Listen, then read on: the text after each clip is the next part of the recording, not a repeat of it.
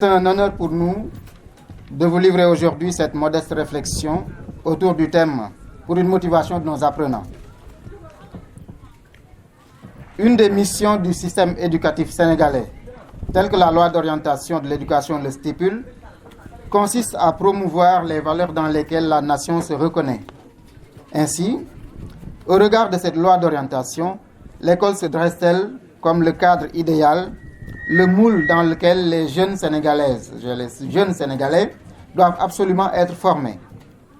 Dans un monde en perpétuelle mutation, il incombe aux autorités en charge de l'éducation de veiller à ce que les jeunes du pays puissent bénéficier d'un enseignement de qualité dans un cadre qui soit à même de favoriser leur épanouissement, leur réussite. Normal donc qu'au lycée de Darou Khoudoss, toutes les forces soient conjuguées afin de permettre à nos apprenants d'évoluer dans ce cadre qui puisse leur assurer cet épanouissement, cette réussite. La cérémonie qui nous réunit aujourd'hui entre dans cette logique. Permettez-moi d'abord de rendre un hommage mérité à la proviseure qui a eu l'idée d'organiser une journée de l'excellence, la première du genre dans notre jeune lycée. Et à travers Madame Diop, nous adressons nos vives félicitations à l'ensemble du personnel de l'établissement. Chers collègues, vous vous êtes approprié cette belle idée dès le début avec un engagement et une détermination sans faille. Nous confondons dans ces félicitations la présidente et à travers elle tous les membres du gouvernement scolaire pour la bonne organisation. Chers élèves, chers récipiendaires, le thème retenu pour cette cérémonie et qui est intitulé « Pour une motivation de nos apprenants » est pour nous un bon prétexte et une belle occasion que nous avons voulu donc saisir pour parler de l'excellence au lycée de Darou Khoudoss. J'évoquais il y a quelques instants la jeunesse du lycée. Mais malgré sa jeunesse, l'établissement s'est résolument engouffré dans la voie de l'excellence. Jugez-en. 40 élèves ont obtenu une moyenne supérieure à 13 sur 20. 7 élèves sont au-dessus de 15 sur 20, alors que le meilleur élève de l'établissement pour le premier semestre est à 17,97 sur 20. En plus, les résultats obtenus ces dernières années au baccalauréat nous placent confortablement bien au-dessus de la moyenne nationale, sans oublier les mentions très bien que nous enregistrons presque chaque année. Loin de nous, cependant, l'idée de nous satisfaire de ces résultats. Nous sommes tous conscients qu'il y a encore beaucoup à faire pour définitivement placer le lycée de Darou Khoudoss dans le cercle restreint des établissements scolaires les plus performants au Sénégal. Chers apprenants, nous vous invitons à vous investir davantage pour qu'ensemble, nous fassions rayonner notre école. Des difficultés existent bel et bien ici, comme un peu partout dans le pays. C'est main dans la main que nous réussirons à trouver les bonnes formules. Nous savons par exemple que nous habitons une zone industrielle avec la proximité d'industries extractives notamment.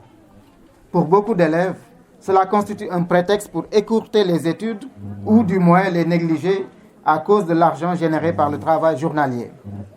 C'est le lieu d'attirer l'attention des parents sur ce phénomène qui est une réalité dans Darou et ses environs.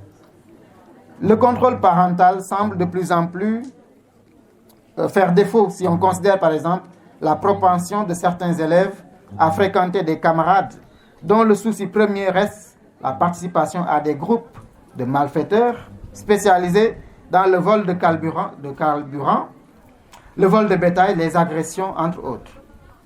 Lorsque les pères s'habituent à laisser faire les enfants, lorsque les fils ne tiennent plus compte de leurs paroles, lorsque les maîtres tremblent devant leurs élèves et préfèrent les flatter, lorsque finalement les jeunes méprisent les lois parce qu'ils ne reconnaissent plus par-dessus de l'autorité de rien ni de personne, alors c'est là en toute beauté, en toute jeunesse, le début de la tyrannie, disait Platon. Le recours excessif aux paris en ligne, 1xBet, a fini de confiner beaucoup de jeunes d'ici et d'ailleurs dans la facilité, la paresse et le délaissement des études. Face à cette situation, ce tableau sombre, des mesures urgentes doivent être prises par l'État, par les autorités académiques, par les autorités politiques locales et par la communauté de manière générale. Il est beaucoup question ces dernières années d'une revue des programmes scolaires qui semble intéresser de moins en moins les élèves. On parle ainsi d'une réadaptation à nos besoins, à nos réalités, afin que l'école puisse rester le cadre dans lequel on forme les citoyens sénégalais.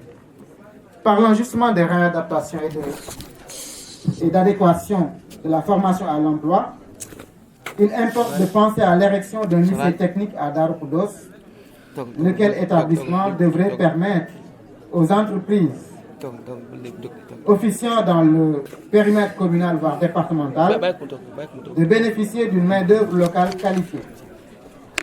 Ces industries extractives, justement, doivent davantage s'impliquer dans le milieu scolaire en accordant des bourses d'études aux élèves nécessiteux aux cas sociaux. Enfin, nous prions nos élèves de copier des modèles de chez eux, car ces modèles existent bel et bien et sont des anciens du lycée de Darou Khoudoss ou encore du lycée de Mboro pour la plupart.